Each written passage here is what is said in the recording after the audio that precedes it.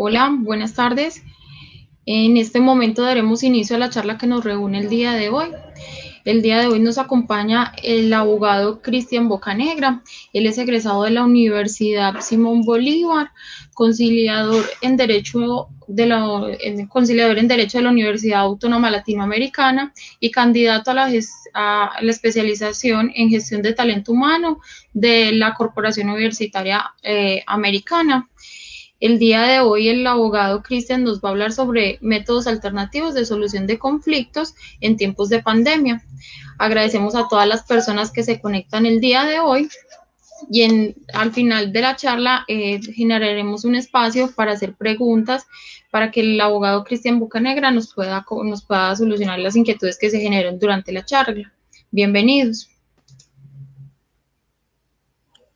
Hola Isabel, muchas gracias por la presentación. Agradezco de verdad a todas las personas que nos acompañan el día de hoy y también a esas personas que nos ven en diferido. Hemos observado, nos llegan muchas consultas posteriores a estos Facebook Live y queremos agradecer a esas personas que nos escriben. Sabemos que es importante estos espacios porque hemos tenido un número importante de personas que realizan sus inquietudes no en el en vivo, pero sí están dentro de nuestras redes sociales y estamos tratando de mantener todas estas cuestionamientos o todas estas preguntas al día. En ese sentido, ya como lo mencionaba Isabel, el tema que trabajaremos el día de hoy será métodos alternativos de solución de conflicto o más, por sus siglas. Es un tema que en especial, por el que tengo una especial empatía. Digamos que nos acostumbramos en el derecho a dar solución a todos los conflictos de una forma judicial.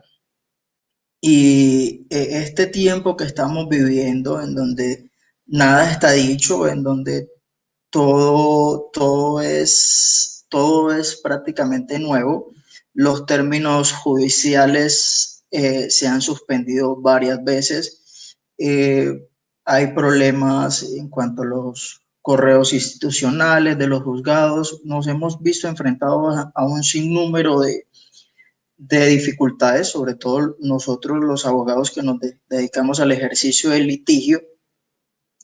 Y por esto es que es importante acudir a estos medios alternativos de solución de conflictos que se encuentran en la norma, que nos brindan una solución mucho más rápida, mucho más efectiva a todas estas problemáticas que genera esta coyuntura y que debemos conocer un poco mejor para alcanzar este objetivo y mantener la paz en la sociedad, que es uno de los objetivos de los más. En ese sentido vamos a dar inicio. Los más o los métodos alternativos de solución de conflictos son un conjunto de herramientas puestas a disposición de las personas cuyos intereses entran en conflicto, generando distintas oportunidades para la solución de los mencionados conflictos. Dentro de los más que abordaremos el día de hoy están la conciliación en equidad, la conciliación en derecho, el arbitraje, la amigable composición, la mediación y la transacción. Vamos al primer punto de esta charla, la conciliación en equidad.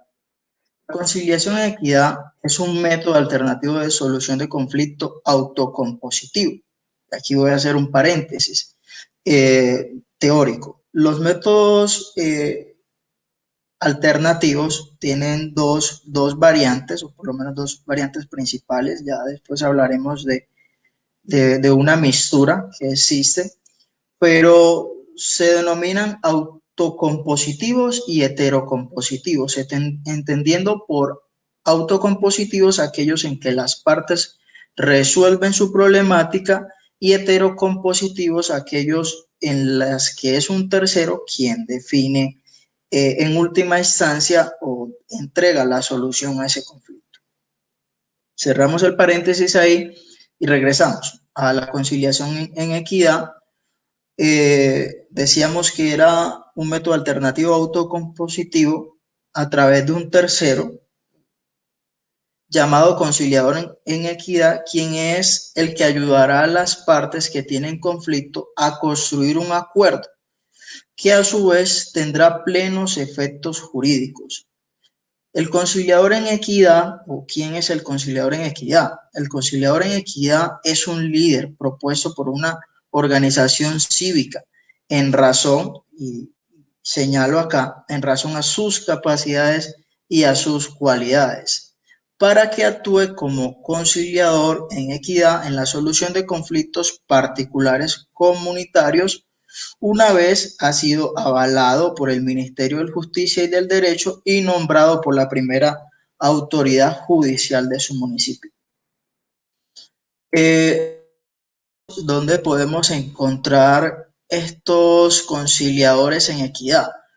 Por lo general lo podemos encontrar en las casas de justicia, en los centros de convivencia ciudadana, en los lugares que determine la Secretaría de Gobierno Municipal, las organizaciones comunitarias o las organizaciones privadas que apoyan la conciliación en equidad. El segundo método que abordaremos el día de hoy es la conciliación en derecho, tema de especial cuidado para mí y una de los principales métodos por su capacidad de resolver los problemas. La conciliación en derecho se hace cuando dos o más personas naturales o jurídicas de carácter privado o público, nacional o extranjera, gestionan por sí mismas una solución a sus diferencias con la ayuda de un tercero neutral y calificado, a diferencia del conciliador en equidad que habíamos observado que era una persona, no necesariamente tenía que ser abogado. El conciliador en derecho tiene que ser abogado y además de eso tendrá que haber cursado un diplomado en conciliación en una universidad que esté avalada por el Ministerio de Justicia y del Derecho. ¿Cuáles son los beneficios de la conciliación en derecho? Voy a mencionar 7 solamente, puede tener muchos más. Primero, evita el escalamiento del conflicto. ¿Qué quiero decir con esto? Yo he tenido la oportunidad de trabajar derecho de familia y en muchas ocasiones la sentencia no termina el conflicto. La sentencia judicial resuelve la problemática económica y asigna un vencedor dentro de este proceso. Pero el conflicto familiar continúa, a diferencia de la conciliación, donde las partes tienen la oportunidad de encontrar una solución conjunta y con ello darle fin al conflicto en su gran magnitud. Segundo, posibilita la efectividad de la justicia, es mucho más rápida y a las partes construirla, digamos que es más cercana a la justicia, a mi manera de ver. Restablece el tejido social, fortalece la autonomía y la solidaridad, resuelve pacíficamente los conflictos, acerca a los ciudadanos a la justicia y por último descongestiona los despachos judiciales. Todos los abogados y todas las personas que hemos tenido la oportunidad de estar en un proceso judicial, sabemos que una cosa es lo que dice la norma en cuanto a los términos procesales de cuánto debería demorar un proceso ejecutivo, cuánto debería demorar un proceso declarativo, a lo que en realidad nos vemos obligados en la circunstancia de que el número de jueces no da abasto con la cantidad de procesos que tienen a su cargo. Entonces es importante este mecanismo porque descongestiona los despachos judiciales y soluciona estos conflictos que podrían tardarse mucho más tiempo en una etapa judicial. La conciliación tiene su fundamento jurídico en el artículo 116 de la Constitución Política y abro comillas acá porque es una situación especial para la conciliación. Los particulares pueden ser investidos transitoriamente de la función de administrar justicia en la condición de jurados en causas criminales, conciliadores o árbitros habilitados por las partes para proferir fallos. Asimismo, la conciliación tiene su fundamento sustancial en la Ley 640 del 2001, con fundamento en el Código General del Proceso, y debo hacer una anotación especial respecto a la conciliación. ¿Por qué hago tanto énfasis en este mecanismo y por qué es importante que lo utilicemos? Por dos cosas muy sencillas, pero que en definitiva entregan una solución, que son que la conciliación en derecho presta mérito ejecutivo y hace tránsito a cosa juzgada. ¿Qué quiere decir esto? Que cuando hablamos de que presta mérito ejecutivo, es decir, que esa obligación plasmada en esa acta de conciliación, usted podrá solicitar su ejecución a través de un proceso ejecutivo que, dentro de las infinidades de procesos que hay en la justicia colombiana, hablaremos de lo que son de los procesos más rápidos. Y segundo, que hace tránsito a cosa juzgada. Es decir, que los hechos y las pretensiones que se trataron dentro de esa conciliación no podrán ser discutidas posteriormente. En ese sentido, si usted es demandado por una circunstancia, por unas pretensiones que ya usted concilió, usted simplemente tendrá que llegar al juzgado de esa conciliación y decirle: señor juez, este tema ya fue de a cosa juzgada, no teniendo el juez otra alternativa más que dar por terminado el proceso, puesto que ya estos hechos ya fueron discutidos y ya no hay posibilidad de que se vuelvan a discutir.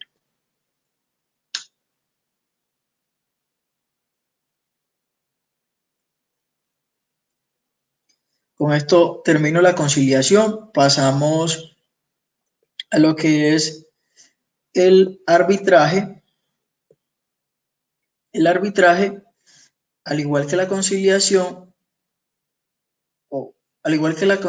es un método alternativo de solución de conflictos, pero tiene una diferencia relevante, que es que primero, es un método alternativo heterocompositivo, es decir, que es el tercero designado por las partes quien en últimas va a decidir ese conflicto, porque las partes lo habilitaron a través de una cláusula o un pacto arbitral en la resolución del conflicto que llegaren a tener. Este tribunal de arbitraje puede ser en derecho, en equidad o puede ser técnico. ¿Cuáles son las características del arbitraje? Primero, como ya lo decía, es un mecanismo heterocompositivo. Segundo, es oneroso, ya que se debe pagar este servicio para que el árbitro ejerza como tal. Tercero, es excepcional, ya que las partes, mediante un pacto arbitral, han decidido relevar a la justicia ordinaria permanente para que su controversia sea resuelta por particulares, lo que hablamos del artículo 116, cuando los particulares son investidos de jurisdicción. Y por último, cuarto,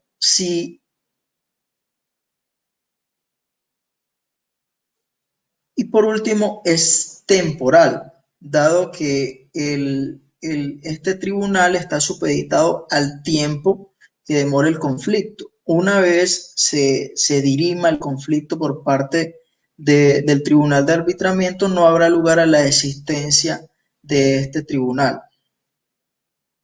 ¿Cómo será ejercido el arbitramiento? El arbitramiento será ejercido por aquella persona o personas, hablando de un número impar, siempre deberás ser un número impar. A diferencia del juez que expide sentencia, el árbitro expide un laudo arbitral. Las partes podrán conjuntamente determinar el número de árbitros. Si se omite el número de árbitros en el pacto arbitral, entonces será un número equivalente a 3, digamos que por defecto. Con eso terminamos lo que es el arbitramiento y pasamos a la amigable composición.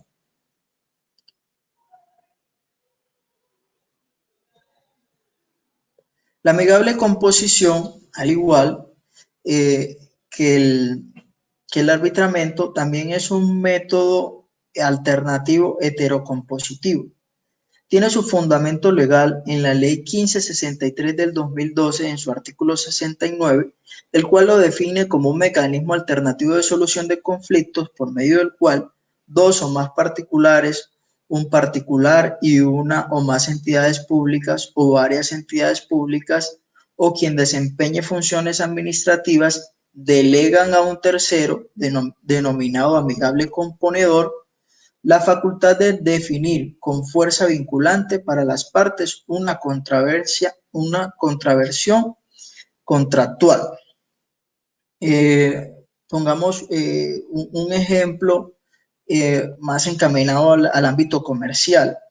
Puede ser que en un contrato de construcción se pacte la amigable composición cuando las partes determinan que un tercero técnico, especialista en construcción, puede ser un ingeniero, puede ser un arquitecto, en caso de que exista una diferencia de cómo debió realizarse la construcción o cuáles fueron las técnicas que debieron utilizarse, este tercero podrá decidir y determinar si hubo una falla o no en la construcción. Eso como un ejemplo. Definamos cuáles son las características de este mecanismo. Al igual que el anterior, es heterocompositivo, como ya lo había mencionado. También es oneroso, es expreso porque requiere un pacto entre las partes, y es transaccional porque produce el efecto de cosa juzgada en última instancia. Vamos a pasar a lo que es la negociación. En la negociación no voy a profundizar tanto porque este tema ha sido abordado ya en varias oportunidades por abogados de nuestra firma, Jonathan Arroyave y Vanessa Montoya, pero sin embargo lo voy a hacer mención porque es un método alternativo de solución de conflictos, sobre todo cuando hablamos de este procedimiento especial que nos trajo el Código General del Proceso y es muy sonado por esta época, que es el proceso de insolvencia, el cual faculta o le concede a una persona natural, jurídica, comerciante o no, que ha incurrido en mora, reajustar con sus acreedores un plan de pago favorable, dado que su situación financiera le impide cumplir a cabalidad con sus obligaciones. Este mecanismo, esta facultad que entrega el código sustantivo en el artículo que acabo de mencionar, ha sido muy utilizado para la época, ya que las consecuencias del COVID-19 nos ha traído una infinidad de problemas a todas las personas, seamos comerciantes o no seamos comerciantes. No estamos preparados para esto, es por ello que muchas personas se han adherido a esta facultad legislativa necesaria por demás.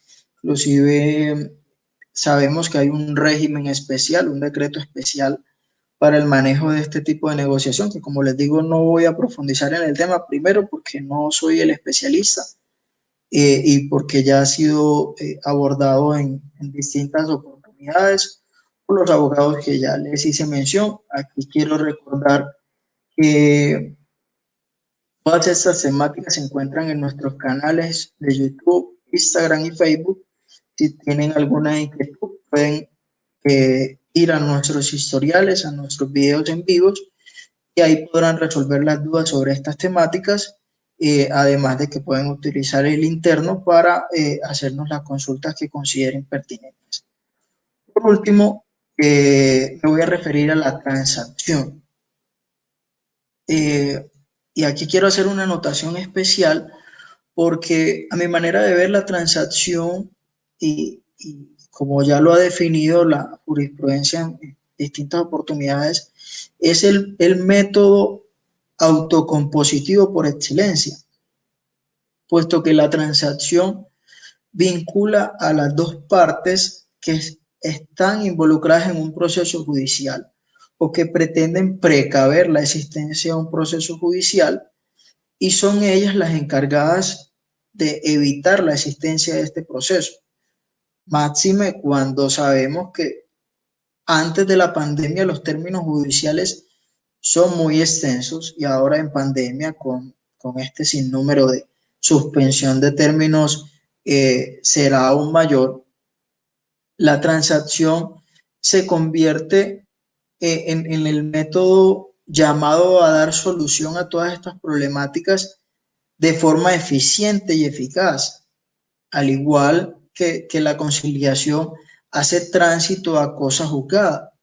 En ese sentido, y bueno, es necesario aclarar que también es importante, aunque la norma no hace exigencia de que sea en compañía de un abogado, es importante que las personas que acudan a este método se asesoren de un profesional porque es necesario para llegar a o negociar de forma adecuada, saber cuáles son sus bases en cuanto a derecho y saber cuál es la situación del país frente a los conflictos que son dirimidos en etapa judicial. Digamos que nadie esperaba que tuvieran tantas suspensiones y tantas dificultades al momento de presentar un proceso ejecutivo como lo estamos teniendo en esos momentos.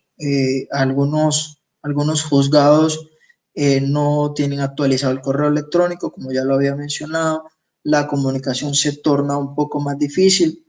Sin embargo, seguimos trabajando, pero ¿por qué no acudir a la transacción, que es un mecanismo que te permite cerrar de forma definitiva un proceso o un conflicto, y que si en últimas no se logra dirimir por ese medio, tendrás un título que podrás ejercer ejecutivamente?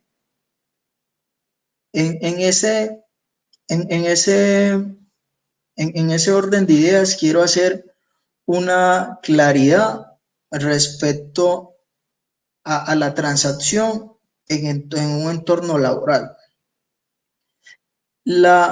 Digamos que la transacción en un entorno laboral en estos momentos presenta una mayor facilidad, teniendo en cuenta que la conciliación solo podrá hacerse ante el Ministerio del Trabajo, circunstancia que nos limita porque digamos que la agenda del Ministerio del Trabajo en estos momentos está muy apretada.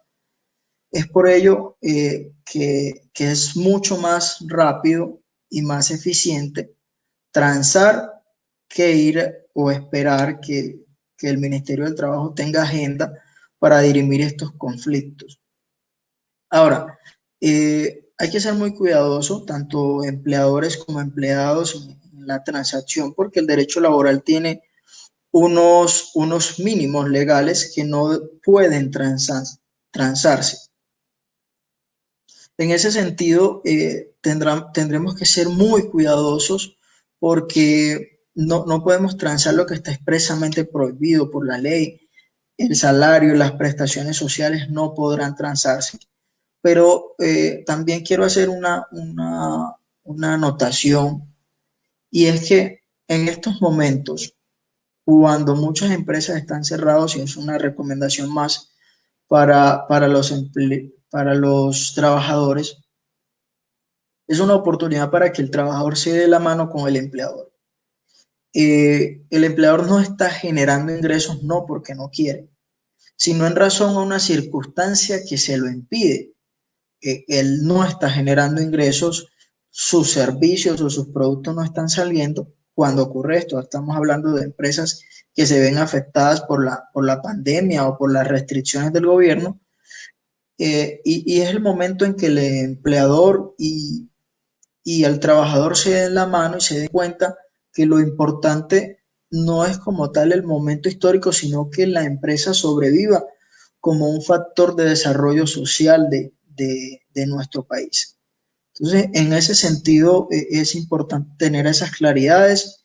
Eh, con esto doy por terminado lo que, lo que es este pequeño resumen de los métodos alternativos de solución de conflicto, y después de conocer todos los beneficios y las facilidades que nos brindan, es indispensable considerar que estas soluciones alternativas ante la coyuntura histórica generada por el COVID-19 en nuestro país, este es un llamado a los funcionarios judiciales, a los abogados litigantes, a los conciliadores y en general a todas las personas que se ven involucradas en conflictos jurídicos, a tomar los métodos alternativos de solución de conflicto como una fórmula rápida, efectiva y contundente de resolver sus problemas, puesto que posibilitan a las partes terminar definitivamente el conflicto,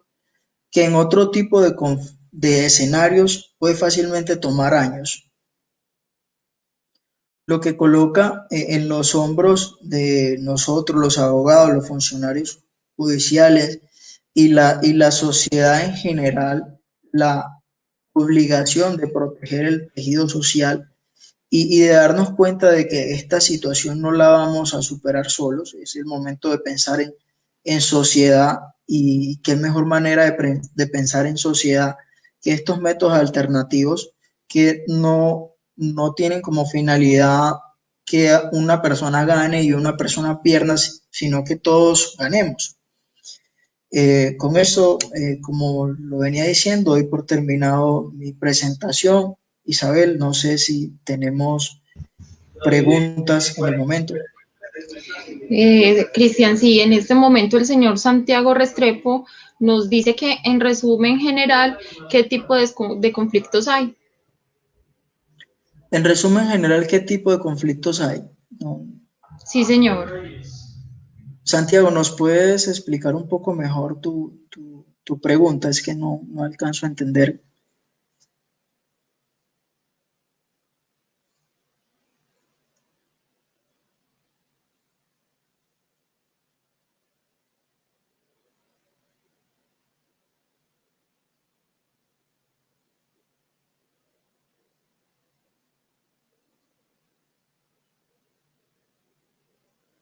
¿Nos dijo algo el señor Santiago, Isabel? No, por el momento no nos ha confirmado la pregunta.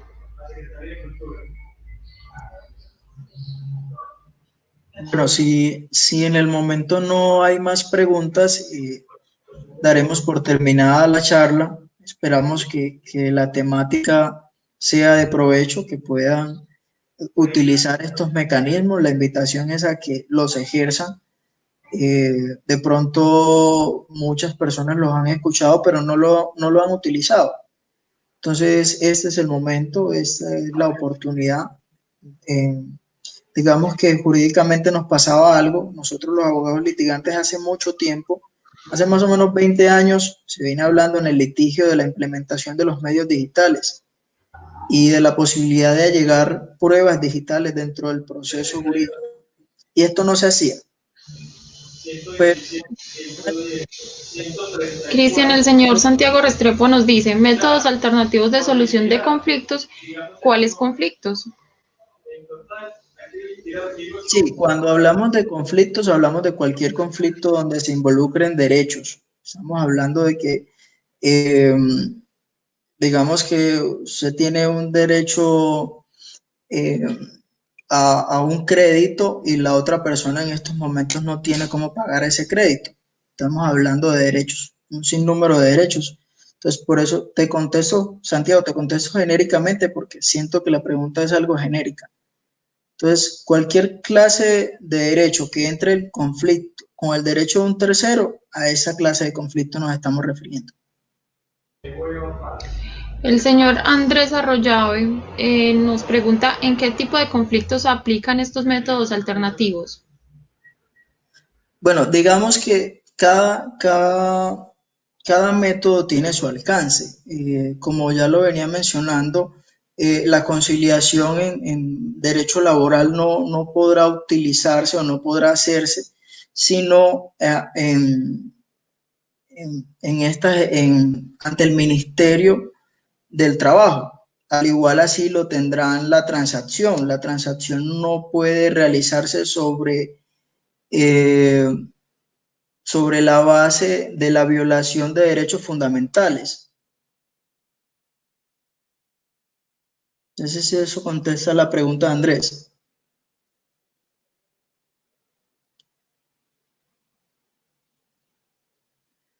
Bueno, en últimas, para terminar, lo que quería decir con la pregunta, con lo que estaba conversando anteriormente, es que los abogados que nos dedicamos al litigio en, en este momento histórico nos hemos visto obligados a utilizar los medios digitales.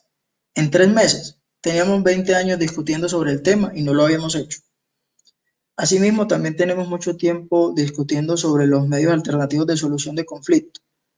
Que sea esta situación una oportunidad para utilizarlos y, y para sacar de ellos el mayor provecho. Con ello terminamos, Isabel. No sé si hay más preguntas o si ya culminamos. No, Cristian, en el momento no tenemos más preguntas. Agradecemos a todas las personas que se conectaron el día de hoy, que nos acompañaron. Les agradecemos que nos puedan compartir en redes sociales y que se unan con nosotros el próximo martes a las 5:30 de la tarde para que nos acompañen en la próxima charla que se trata sobre patrimonio autónomo en el sistema jurídico colombiano, que nos va a acompañar la abogada especialista en Derecho Comercial, Vanessa Montoya. Que tengan una feliz tarde. Feliz tarde. Muchas gracias, Isabel.